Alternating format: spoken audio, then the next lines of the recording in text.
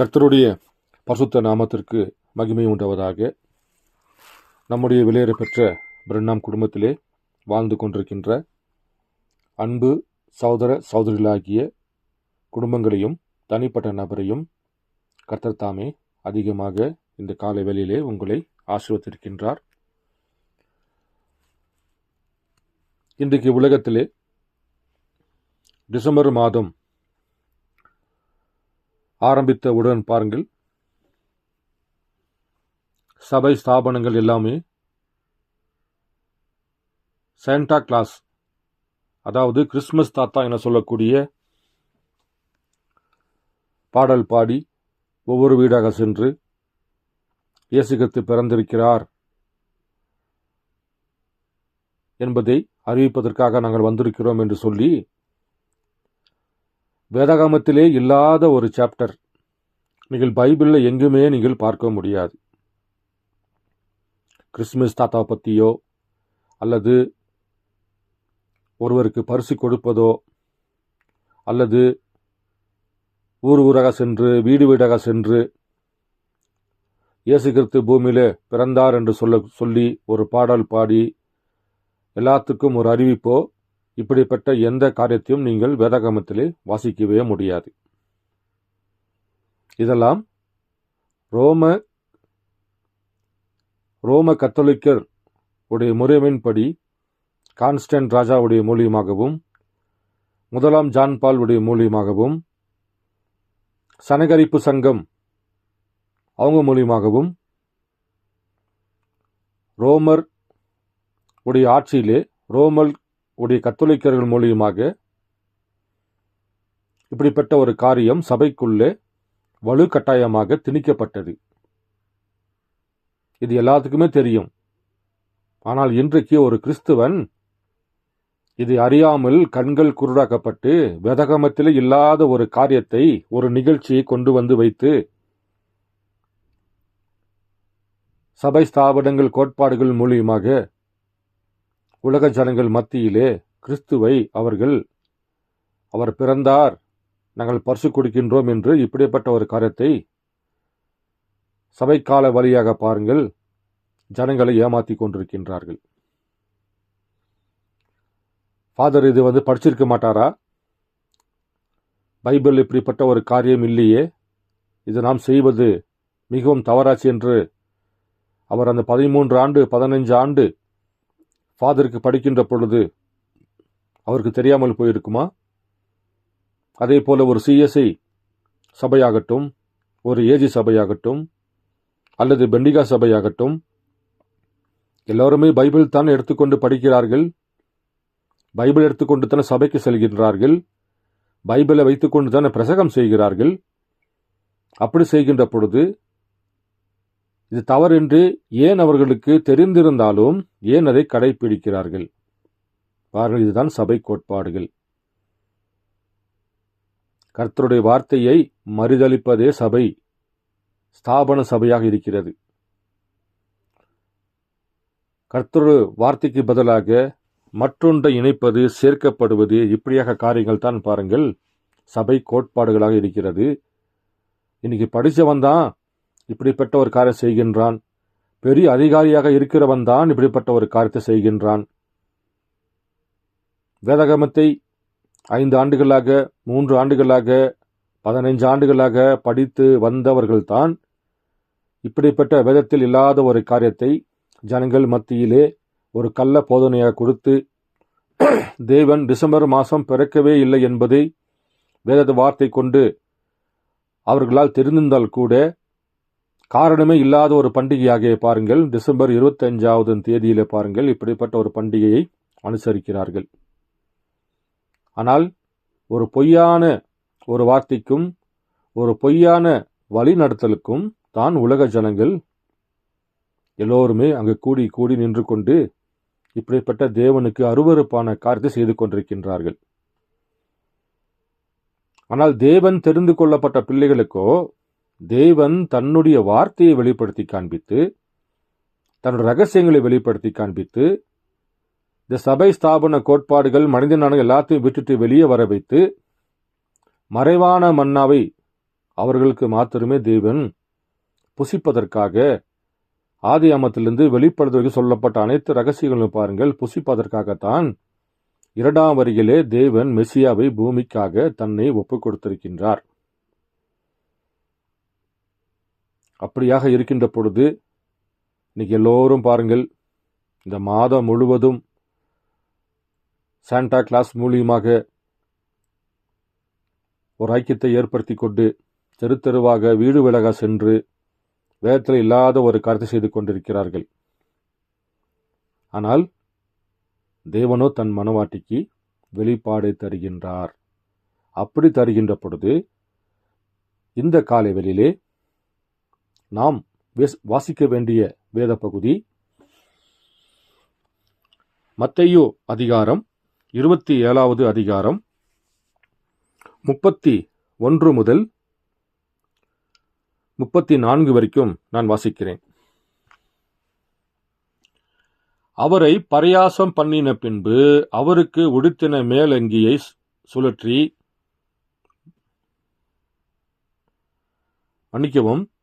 அவரை பரியாசம் பண்ணின பின்பு அவருக்கு உடுத்தின மேலங்கியை கலற்றி அவருடைய வஸ்திரங்களை அவருக்கு உடுத்தி அவரை சிலுவையில் அறையும்படி கொண்டு போனார்கள்.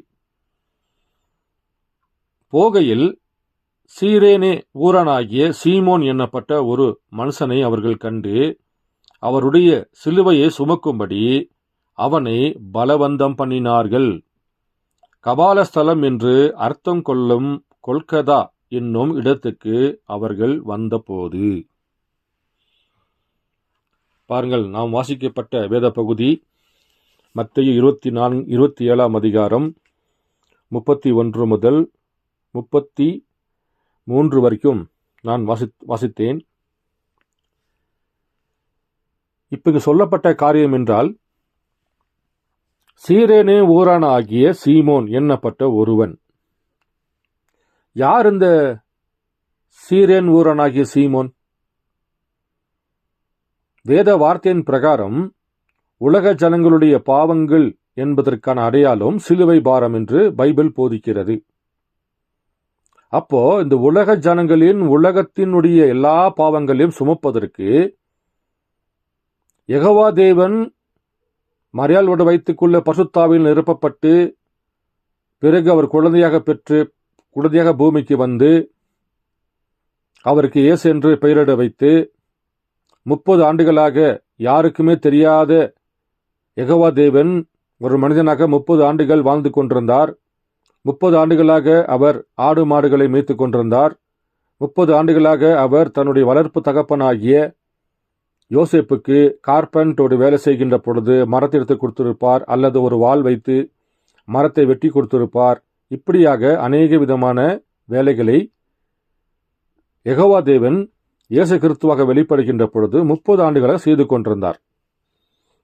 பிறகு கர்த்தருடைய திட்டங்கள் 30வது வயதிலே அவர் ஞானஸ்நானம் பெறுகின்ற பொழுது பரிசுத்த ஆவியானவர் இயேசு கிறிஸ்துக்குள்ள பரிபூர்ணமாகி அவர் எதற்காக இந்த பூமியில பிறந்தாரோ, வேத வார்த்தைகள் அவர் என்ன செய்ய வேண்டும் என்று ஆதியாமத்திலிருந்து மல்கியாவிற்கும் சொல்லப்பட்ட அனைத்து வார்த்தைகளையும் நிறைவேற்றுவதற்காகத்தான் 30 வயதிலே அவர் ஞானஸ்நானம் பெறுகின்ற பொழுது கர்த்தர் அந்த சரீரத்தை எடுத்துக்கொண்டார். அப்படி எடுத்துக்கொள்கின்ற பொழுது ஆதாமும் ஏவாளும் மூலியமாக செய்யப்பட்ட அந்த பாவத்திற்கு மீட்பு தரும்படியாக, ரட்சிக்கும்படியாக மாசற்ற குற்றமற்ற இணை சேர்க்கை இல்லாத பிறந்த குழந்தையாகிய கர்த்தராக இயேசு கிறிஸ்துவின் மூலியமாக சிந்தப்படுகிற ரத்தம்தான் அவர்களை மீட்கும் என்று வேதம் போதிக்கின்ற பொழுது, அப்போது சிலுவை பாரம் என்பது உலக ஜனங்களுடைய பாவம் என்று வேதம் போதிக்கிறது. அப்படியாக யெகோவா தேவன் இயேசு கிறிஸ்துவாக பூமியில பிறந்து இயேசு கிறிஸ்து மாத்திரமே உலக ஜனங்களுடைய பாவங்களுக்கு அடையாளமான சிலுவையை தூக்குகின்ற பொழுது எப்படி ஒரு மனிதன் உலக ஜனங்களுடைய பாவங்களை சுமப்பதற்கான அந்த சிலுவையை தூக்க முடியும்? தேவன் தானே மனிதனுடைய பாவத்தை சுமக்க முடியும். தேவன் மாத்திரமே மனிதனுடைய பாவத்தை மன்னிக்க முடியும். அதற்குத்தானே சிலுவையின் ஒப்பாக இருக்கிறது.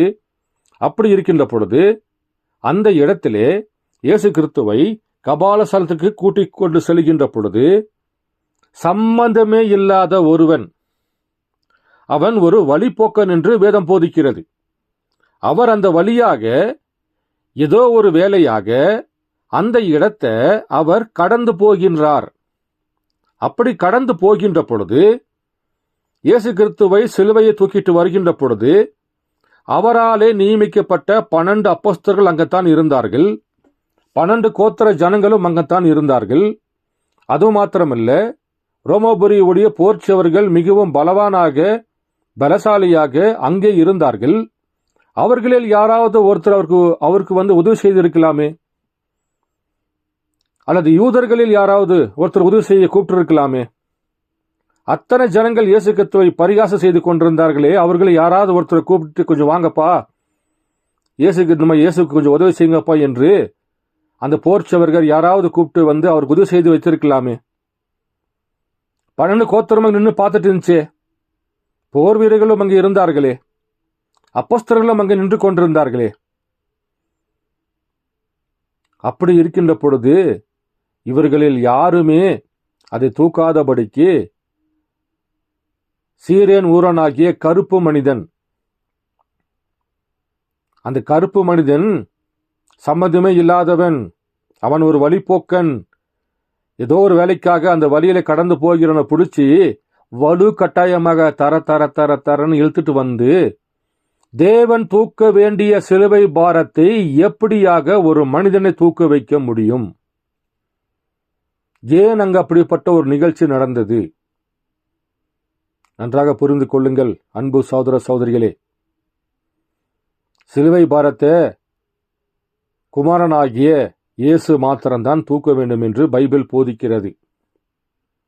சகல ஜனங்களுடைய பாவங்களையும், உலகத்தில் இருக்கிற எல்லாத்தின் பாவங்களையும் அவர் கல்வாரி சிலுவிலே சபிக்கப்பட்டவனாக நம்முடைய பாவங்களை அவர் சுமந்து கொண்டு, நம்முடைய ஸ்தானத்தை அவர் எடுத்துக்கொண்டு, தேவகுமாரனாக யெகோவா தேவனாக வார்த்தை மாமிசமானவர் நம்முடைய பாவங்களை சுமக்கின்ற பொழுது பாவியாகி கல்வாரி சிலுவையில் அடிக்கப்பட்டார் என்று கலாத்தியரில் போதிக்கப்படுகிறது. அப்படி இருக்கின்ற பொழுது அங்கு எத்தனையோ பேர்கள் இருந்தார்களே, யூதர்கள் இருந்தார்களே, அப்போஸ்தலர்கள் இருந்தார்களே, போர்ச்சவர்கள் அவ்வளவு பெரிய படை வீரர்கள் இருந்தார்களே. இப்படி யாருமே அது தூக்கப்படாதபடிக்கு சம்மதமே இல்லாத ஒருவனை அங்கு அழைத்து கொண்டு வந்து வலு கட்டாயமாக தர இழுத்துட்டு வந்து இயேசு கிறிஸ்துவுடைய சிலுவை பாரத்தை இந்த மனிதன் மேலே ஏன் சுமக்க வேண்டும்? பாருங்கள், தேவனுடைய திட்டங்கள் ஒரு பொழுதும் மாறாது. அவர் யார்? பாருங்கள், நான் கொஞ்சம் வாசிக்கிறேன். மார்க் எழுதின சுவிசேஷம் 15வது அதிகாரம் 21 முதல் 21 வசனத்தை நான் வாசிக்கிறேன். சீரேனே ஊரானும் அலெக்சந்தருக்கும் ரூப்புவுக்கும் தகப்பனுமாகிய சீமோன் என்னப்பட்ட ஒருவன் நாட்டிலிருந்து அவ்வழியாக வருகையில் அவருடைய சிலுவையை சுமக்கும்படி அவனை பலவந்தம் பண்ணினார்கள். பாருங்கள், சீரேனே ஊரானும் அலெக்சந்தருக்கும் ரூப்புவுக்கும் தகப்பனுமாகிய சீமோன் என்னப்பட்ட ஒருவன். பாருங்கள், இந்த சீரன் சொல்லக்கூடிய ஊரனாகிய 2 மகன்களை உடைய ஒரு தகப்பனாக அவன் இருக்கின்றான். அவன் இயேசு கிறிஸ்து சிலுவையை சுமக்கின்ற பொழுது அவன் வேற எங்கோ செல்வதற்காக அந்த வழியாக அவன் பிரயாணம் செய்கின்ற பொழுது அவனை வலுக்கட்டாயமாக அவனை கொண்டு அழைத்து கொண்டு வருகிறார்கள். இவன் லிபியா நாட்டை சேர்ந்தவன். தேவன் எப்பொழுதுமே தன் சொந்த ஜனங்களுக்குத்தான் தன்னுடைய வேத வார்த்தைகளை வெளிப்படுகிறார் என்பதை பற்றி நம்ம எல்லாத்துக்குமே தெரியும். 12 கோத்திரத்துக்கு மாத்திரம்தான். மற்றவங்க எல்லாருமே யாராக இருக்கிறார்கள்? புறஜாதியாக இருக்கின்றார்கள். அப்படிப்பட்ட இருந்த இடத்திலே இந்த சீரோன் சொல்லக்கூடிய பட்டணத்திலே சில பேர் இயேசு கிறிஸ்துவுடைய வார்த்தையை ஏற்றுக்கொள்கிறார்கள், சில பேர் இயேசு கிறிஸ்துவுடைய வார்த்தையை மறுதலிக்கிறார்கள். இந்த ஊர்ல 2 விதமான மனிதர்கள் இருந்தார்கள். சில பேர் இயேசு கிறிஸ்துவோட வார்த்தைகளை விசுவாசித்து இவர்தான் இன்றைக்கு வெளிப்பட்ட தீர்க்கதரிசி என்றும் அவர்கள் ஏற்றுக்கொண்டார்கள். சில பேர் அவர் சொல்லுகிற போதனைக்கு விரோதமாக நின்று கொண்டு அதை அவர்கள் எதிர்த்தார்கள். அப்போஸ்தலர் 6ஆம் அதிகாரம் 9வது வசனத்தை நான் கொஞ்சம் வாசிக்கிறேன். அப்போஸ்தலர் 6ஆம் அதிகாரம் 9வது வசனத்தை நான் கொஞ்சம் வாசிக்கிறேன். அப்பொழுது நான் 8 வாசிக்கிறேன். 8ஆம் வசனத்தில் வாசிக்கிறேன். ஸ்தேவான் விசுவாசத்தினாலும் வல்லமையினாலும் நிறைந்தவனாய் ஜனங்களுக்குள்ளே பெரிய அற்புதங்களையும் அடையாளங்களும் செய்தான். அப்பொழுது லிபித்தீனர் எண்ணப்பட்டவர்களின் ஆலயத்தை சேர்ந்தவர்களிலும் சீரேனே பட்டணத்தாரிலும் அலெக்சந்திரியா பட்டணத்தாரிலும் சிலியா நாட்டாரிலும் ஆசியா தேசத்தாரிலும் சிலர் எழும்பி ஸ்தேவானுடனே தர்க்கம் பண்ணினார்கள். பார்கள், இங்கு இவர்கள் ஸ்தேவானோடு சேர்ந்துக்கிட்டு, அதாவது சேவானுக்கு எதிராக நின்று கொண்டு இப்படிப்பட்ட ஜனங்கள் அங்கே ஸ்தேவானுடைய வார்த்தைக்கு அங்கே தர்க்கம் செய்து கொண்டிருந்தார்கள். அதிலே இந்த சீரோனே என சொல்லக்கூடிய அந்த பட்டணத்தாரும் அங்கு சில பேர் அங்கே இருந்தார்கள். அதே போல வார்த்தையை விசுவாசிக்கும்படியாகவும் சில கூட்டத்தார் அங்கே இருந்தார்கள். அப்போஸ்தலர் 11வது அதிகாரம் 20வது வசனத்தை நான் கொஞ்சம் வாசிக்கிறேன். அவர்களில் சிப்ரோதிவாரும் சீரேனே பட்டணத்தருமாகிய சிலர் அந்தியோகியா பட்டணத்துக்கு வந்து கிரேக்கருடன் பேசி கர்த்தராகிய இயேசு கிறிஸ்துவை குறித்து பிரசங்கித்தார்கள். கர்த்தருடைய கரம் அவர்களோடு இருந்தது. அநேக ஜனங்கள் விசுவாசிகளாகி கர்த்தரிடத்தில் திரும்பினார்கள். பாருங்கள், இங்கேயும் சீரேனே பட்டணத்தில் வந்த சில பேரும் இயேசு கிறிஸ்துவின் வார்த்தைகளை ஏற்றுக்கொண்டு அவர்கள் சில ஊருக்கு சென்று இவர் யார் என்பதை அங்கே பிரசங்கம் செய்கின்ற பொழுது கர்த்தருடைய கரம் அவர்களோடு இருந்தது என்று வேதம் போதிக்கிறது. அப்ப அந்த சீரேன் பட்டணத்தார் சில பேர் ஏற்றுக்கொண்டார்கள், சில பேர் மறுதலித்தார்கள் என்று வேதம் போதிக்கிறது. வரலாறுகளை பார்ப்பீர் என்றால் இது லிபியா என சொல்லக்கூடிய அந்த நாட்டிலிருந்து தான் இந்த சீரேன் ஊரானாகிய சீமோனு வந்தார் என்று, அவர் ஒரு கருப்பு மனிதன் என்று வரலாறு நமக்கு போதிக்கிறது. அப்படியாக இருக்கின்ற பொழுது சம்பந்தமே இல்லாத ஒருவன் தேவன் தான் உலக ஜனங்களுடைய பாவங்களை மன்னிக்க வேண்டும், அவர்தான் ஜனங்களுக்கு மீட்பராக வர வேண்டும், அவர்தான் வேத வார்த்தைகளின் நிறைவேற்றுதலாக இருக்க வேண்டும். அப்படியாக இருக்கின்ற பொழுது போர்ச்சவர்கள் இருந்தார்கள், 12 கோத்திரங்களும் இருந்தார்கள். அப்போஸ்தலரும் அங்கே கண்டிப்பாக நின்றிருப்பார்கள், மறைந்திருந்து பார்த்திருப்பார்கள். அப்படி இருக்கின்ற பொழுது இவர்களை யாருமே அந்த போர்ச்சவர்கள் தூக்க விடாமல், சம்பந்தமே இல்லாமல் வழி போக்கனை கொண்டு வந்து தரவனை இழுத்து கொண்டு வந்து இயேசு தூக்கின சிலுவை பாரத்தை அவருடைய தோள் மேலே வைக்கின்றார்கள். பாருங்கள் அன்பு சகோதர சகோதரிகளே, தேவன் தூக்க வேண்டிய சிலுவை பாரத்தை ஒரு மனிதன் மேலே வைக்கின்றார்கள். அப்படி வைக்கின்ற பொழுது பாருங்கள், அந்த மனிதன் இன்றைக்கு யாருக்கு அடையாளமாக இருக்கின்றார்? எதற்காக இப்படிப்பட்ட ஒரு காரியம் அங்கே நிகழ்ச்சி நடைபெற்றது? நமக்கென்று ஒரு பாலகன் பிறந்தார், நமக்காக ஒரு குமாரன் கொடுக்கப்பட்டார். ஏனென்றால் 2 வருகையை பற்றி தேவன் 2 விதமான காரியங்களை வெளிப்படுத்தி காண்பிக்கின்றார். குமாரன் என்பது 2வது வருகைக்காகவும், பாலகன் என்பது முதல் வருகைக்காகவும் கர்த்தர் வேதாகமத்திலே எழுதப்பட வைத்திருக்கிறது. அப்ப யூதனாக வந்த இயேசு கிறிஸ்து உலக ஜனங்களுடைய பாவங்களுக்காகவும் ஆதாம் ஏவாள் செய்த நிமித்தமாக மாசற்ற ரத்தம், குற்றமற்ற ரத்தம் பார்கள் கல்வாரி சிலுவை அடைக்க வேண்டும் என்பதனால தான் அந்த சிலுவை 150 கிலோ எடையுள்ள சிலுவையை இயேசு கிறிஸ்து தூக்கினார். ஆனால் அங்கே சம்பந்தமே இல்லாத ஒரு வழிப்போக்கனை கொண்டு வந்து அவர்கள் அங்கே தூக்க வைக்கின்றார்கள். அப்படி தூக்கி வைக்கின்ற பொழுது விலையேற பெற்ற 3வது வேதாகமத்தில் தேவன் இதை குறித்து என்ன பேசுகிறார் என்பதை பற்றி நான் கொஞ்சம் உங்களுக்கு வாசித்து காண்பிக்கிறேன். செய்தியின் தலைப்பு கல்வாரியில் அந்த நாள். வருடம் நீங்கள் பார்ப்பீரென்றால் 60வது ஆண்டு 9வது மாதம் 25ஆம் தேதியில கொடுக்கப்பட்ட செய்தியில கல்வாரியில் அந்த நாள். 10வது பேராவை நான் வாசிக்கிறேன். நீங்கள் வேதாகமத்தை மத்தேயு 27க்கு திருப்ப உங்களுக்கு சிறிது நேரம் அளித்து விட்டேன். இப்பொழுது பரிசுத்த மத்தேயுவினுடைய சுவிசேஷம் 27ஆம் வசனத்திலிருந்து படிக்க தொடங்குவோம். படிக்கும்போது கூர்ந்து கவனியுங்கள். அப்பொழுது தேசாதிபதியின் போர்ச்சேவகர் இயேசுவை தேசாதிபதியின் அரண்மனையில் கொண்டு போய் போர்ச்சேவகரின் கூட்டம் முழுவதையும் அவரிடத்தில் கூடி வர செய்து அவர் வஸ்திரங்களை கழற்றி சிவப்பான மேலங்கி அவருக்கு உடுத்தி முள்ளுகளால் ஒரு முடியை பின்னி அவர் சிரசின் மேல் வைத்து அவர் வலது கையில் ஒரு கோலை கொடுத்து அவர் முன்பாக முழங்கால் படியிட்டு யூதருடைய ராஜாவே வாழ்க என்று அவரை பரியாசம் பண்ணி அவர் மேல் துப்பி அந்த கோலை எடுத்து அவரை சிரசில் அடித்தார்கள்.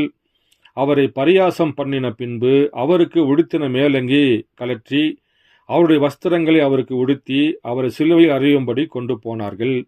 போகையில் சீரேனே ஊரானாகிய சீமோன் என்னப்பட்ட ஒரு மனுஷனை அவர்கள் கண்டு அவருடைய சிலுவை சுமக்கும்படி அவனை பலவந்தம் பண்ணினார்கள். கபாலஸ்தலம் என்று அர்த்தம் கொள்ளும் கொல்கோதா என்னும் இடத்துக்கு அவர்கள் வந்தபோது கசப்பு கலந்த காடியை அவருக்கு குடிக்க கொடுத்தார்கள். அவர் அது ருசி பார்த்து குடிக்க மனதில்லாதிருந்தார். அவரை சிலுவையில் அறிந்த பின்பு அவர்கள் சீட்டு போட்டு அவருடைய வஸ்திரங்களை பங்கிட்டு கொண்டார்கள். என் வஸ்திரங்களை தங்களுக்குள்ளே பங்கிட்டு என் வஸ்திரங்களை தங்களுக்குள்ளே பங்கிட்டு என் உடையின் பேரில் சீட்டு போட்டால் என்ற தீர்க்கதரிசியால் உரைக்கப்பட்டது நிறைவேறும்படி இப்படி நடந்தது. அவர்கள் அங்கே உட்கார்ந்து அவரை காவல் காத்து கொண்டிருந்தார்கள். அன்றியும் அவர் அடைந்த ஆக்கினியின் முகாந்தரை காண்பிக்கும் பொருட்டு இவன் யூதருடைய ராஜாவாகிய இயேசு என்று எழுதி அவர் சிரசுக்கு மேலாக வைத்தார்கள். இப்படியாக பாருங்கள், கல்வாரி அந்த நாள் என்ற செய்தியிலே எழுதப்பட்டிருக்கிறது. அப்போ தேவன் தூக்க வேண்டிய அந்த பாரத்தை ஒரு மனிதன் தூக்குவதற்கு தேவனே அனுமதிக்கிறார். அத்தனை பேர்கள் இருந்தாலும் ஒரு கருப்பு மனிதனை, வழிப்போக்கனை அங்கு அழைத்து கொண்டு வைக்கின்றார். இந்த கடைசி காலத்திலே இந்த 3வது வேதாகமம் எழுதப்படுகின்ற பொழுது அவர் சபையில நின்று கொண்டு ஜெபம் செய்கின்ற பொழுது, பிரசங்கம் பண்ணுகின்ற பொழுது, இந்த சீரேனே ஊரானாகிய அவருடைய குமாரத்திகள் நம்முடைய மத்தியிலே இருக்கிறார்கள் என்று அவர் ஜெபம் செய்கின்ற பொழுது அவர் இந்த சீரோன் குமாரனாகிய சீமோனை பற்றி அவர் பேசுகின்றார். பாருங்கள், பனி வெண்புறா சிறகின் மேல் வருடம் 65 11வது மாதம் 28ஆம் தேதி மாலையில் கொடுக்கப்பட்ட செய்தியில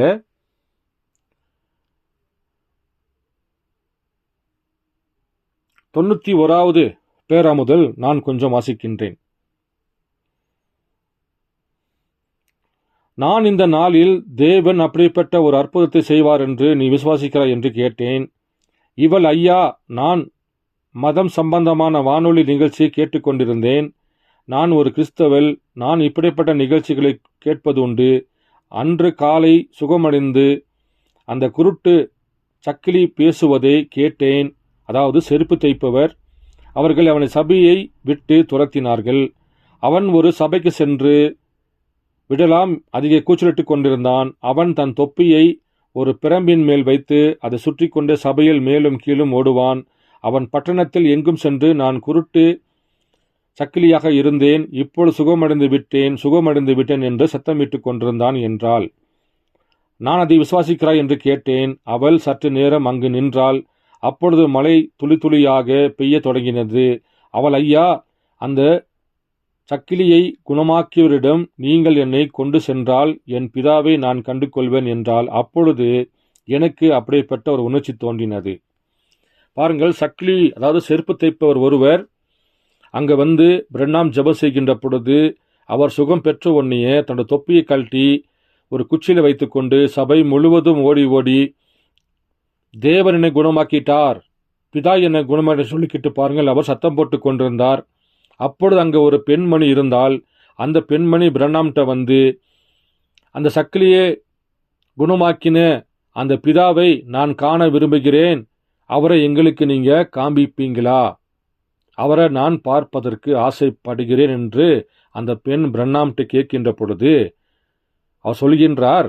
பாருங்கள், நான் வாசிக்கிறேன். நீ காண எதிர்பார்த்து கொண்டிருப்பது நானாக இருக்கலாம் என்றேன். எப்படிப்பட்ட வார்த்தை பாருங்கள். அந்த பெண்ணு கேட்கிறா, அந்த குருடன் அவனை குணமாக்கின பிதாவை நானும் பார்க்க வேணும் என்று ஒரு பெண் அங்க வந்து நிற்கின்றாள். பிரண்ணாமே, நான் பிதாவை காண வேண்டும் என்று நிற்கிறேன் கேட்கின்ற பொழுது அவர் சொல்கின்றார், நீ காண எதிர்பார்த்து கொண்டிருப்பது நானாக இருக்கலாம் என்றேன்.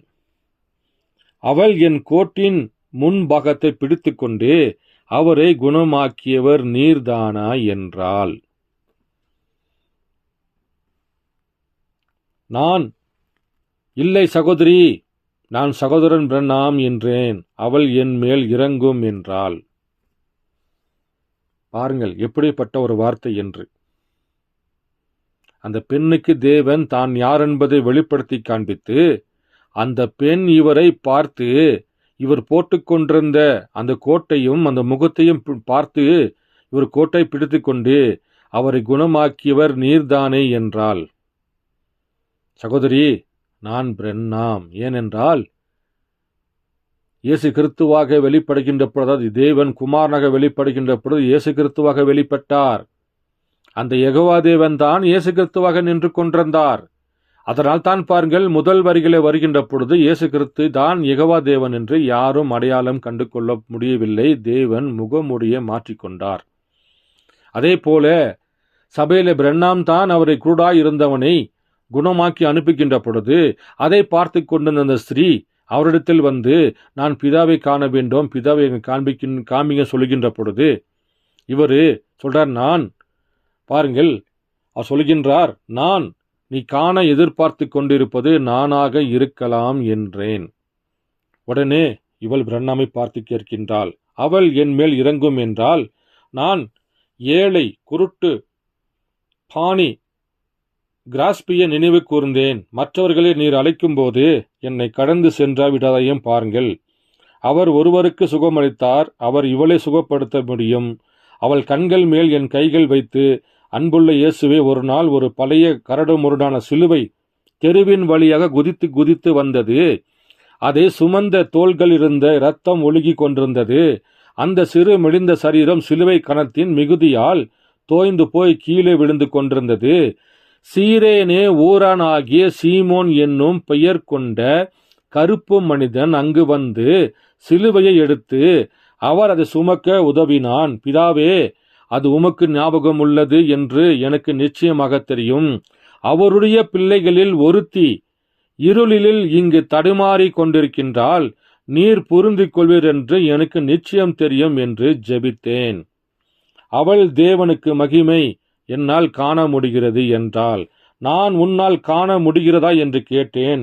அவள் ஆம் ஐயா என்றாள். நான் அந்த விளக்குகளை எண்ணு என்றேன். அவள் சரியாக எண்ணினாள். நான் அணிந்து கொண்டிருக்கும் சூட்டின் நிறம் என்ன என்று கேட்டேன். அவள் சாம்பல் நிற சூட்டு என்றும் மஞ்சள் கழுத்தணியும் அணிந்திருக்கிறீர்கள் என்றாள். அவ்வளவுதான் அவளால் காண முடிந்தது. பாருங்கள்,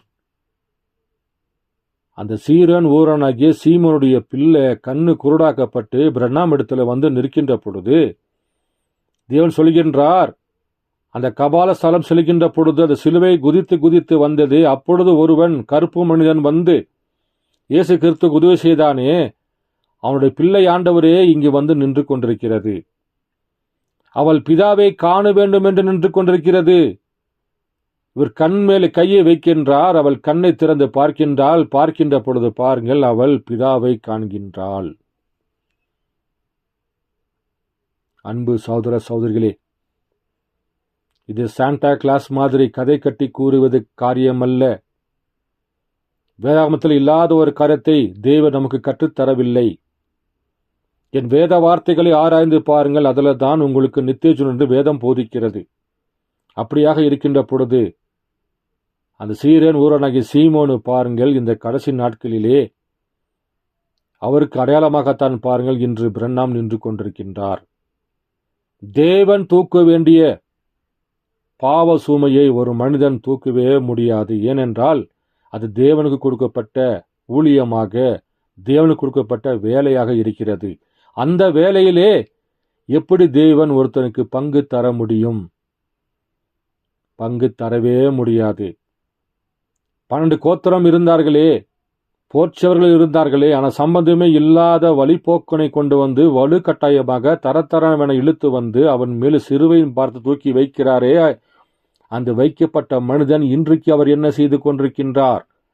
அவர் எதற்கு அடையாளமாக இருக்கின்றார்? யாருக்கு அடையாளமாக இருக்கின்றார்? முத்திரை யார் தான் உடைக்கணும்? முத்திரை ஆட்டுக்குட்டியானவர் தான் உடைக்கணும். அப்படி இருக்கின்ற பொழுது பிரண்ணாம் அதை எப்படி உடைக்க முடியும்?